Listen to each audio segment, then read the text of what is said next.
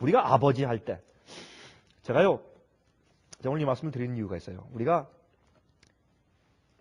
우리가 무엇을 시작할 때요, 우리가 한 해를 시작한다 하는 것은 우리가 하나님을 위해 사는 것입니다. 나를 위해 사는 우리의 삶은 하나님을 위해 사는 삶이지 나를 위해 사는 삶이 아니기 때문에 우리의 모든 계획과 우리의 뜻과 우리 하는 모든 것들이 하나님을 위해 사는 삶이기 때문에 하나님을 똑바로 다시 알고 출발해야 합니다. 저는 그래서 그 말씀 드리려고 하는 것입니다. 어떤 때 우리가 부모님과 함께 살면서도 오해가 생겨요. 어떤 때 아이들은 그럽니다. 우리 아버지는 날 미워하시는 것 같아. 그렇죠? 오해 좀 풉시다. 우리 단순한 얘기 같아요. 너무나 쉽고 다 아는 얘기 같지만 우리가 다시 한번 확인하면서 하나님과 나 사이의 오해를 풀어야 합니다. 좀 정리해야 합니다. 있는 잘못된 생각들을 없애야 합니다. 안개를 치워야 합니다. 여러분, 아버지 할 때 내가 아들과 딸이라는 의미입니다. 그건 상대적인 관계를 의미해요. 하나님께 태어났으니까. 근데 창조로 인해서가 아닙니다. 여러분, 창조로 인해서 우리가 아들 되었습니까? 답변해 보세요. 우리가 하나님께 창조함 받았기 때문에 하나님의 아들 되었어요? 그렇습니까? 안 그렇습니까? 아니요, 답변이 없으세요.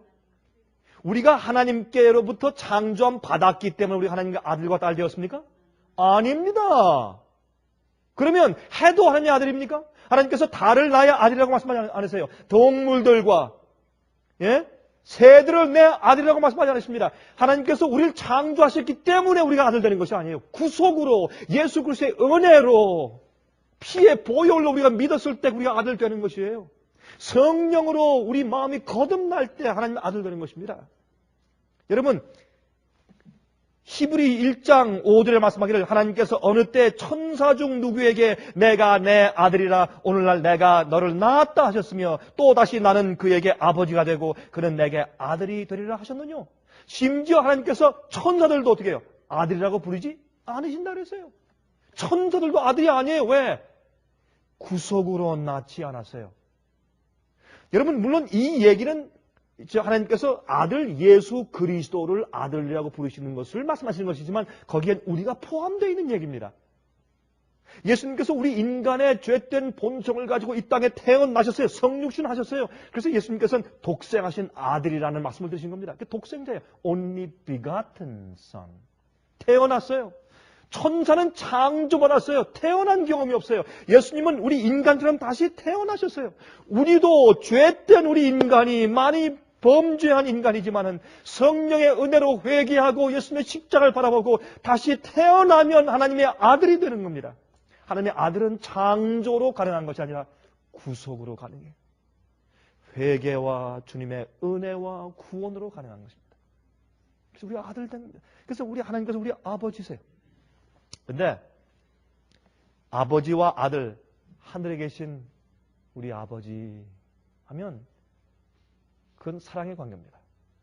우리가 아무나 아버지라고 부를 수 없습니다. 나를 낳아준 분만 내가 아버지라고 부릅니다. 그리고 우리 양자를 당해 갔을 때 우리가 양아버지를 부를 때 아버지라고 부를 때 그분은 정말 나를 정말 낳은 분처럼 나를 위해서 전적으로 온 마음과 뜻을 다해서 사랑하고 돌봐줄 것을 작정하고 서약한 분이기 때문에 내가 아버지라고 부르는 것입니다. 그건 사랑의 관계를 의미합니다.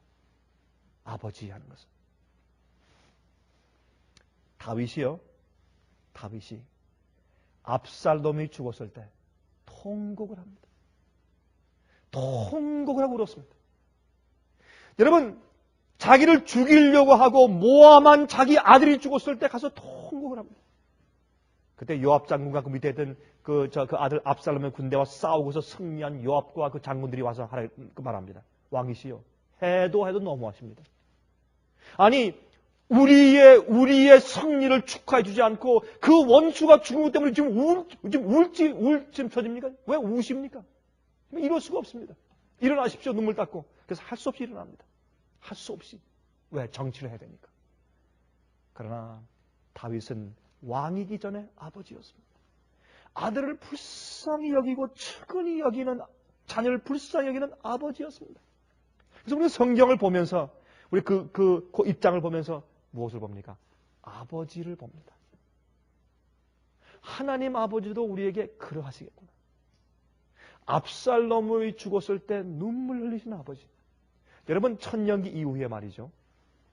새 예루살렘 성전이 내려왔습니다. 그 속에 의인들이 다 안에 있고 천천만만 천사가 그 주위에 다 정말 hovering around, 주위에 이제 날아서 돌고 있고 그 위에 하나님과 아버지와 예수 그리스도와 성령께서 계시고 마지막 흰 보좌 위에 심판이 있고 악인들이 둘째 부활에 다 일어나서 전부 심판받고 전부 유황불이 내려와서 다 태워 죽임을 당할 때 마귀와 악한 천사와 그 다음에 죄를 붙잡고 버리지 아니한 죄인들이 한꺼번에 불로 태워 죽임을 당할 때 그때 하나님께서 마지막 승리의 박수를 치시지 않는 겁니다. 하나님의 눈에 눈물이 있는 겁니다. 예수님의 눈에 눈물이 고일 겁니다. 왜 그렇습니까? 하나님은 아버지시기 때문에 그렇습니다. 하나님의 마음이 그렇다는 것을 성경에 예수께서 설명해 주십니다. 너희가 기도할 때 이렇게 기도해라. 하늘에 계신 우리 아버지. 아버지, 참, 하나님을 아버지라고 부른다는 게 이게 보통 특권이에요, 여러분? 예? 하늘에 계신 우리 아버지. 아버지 하면 말 한마디 할 때 오해가 다 없어지고 마음대로 우리 말할 수 있어요. 마음대로.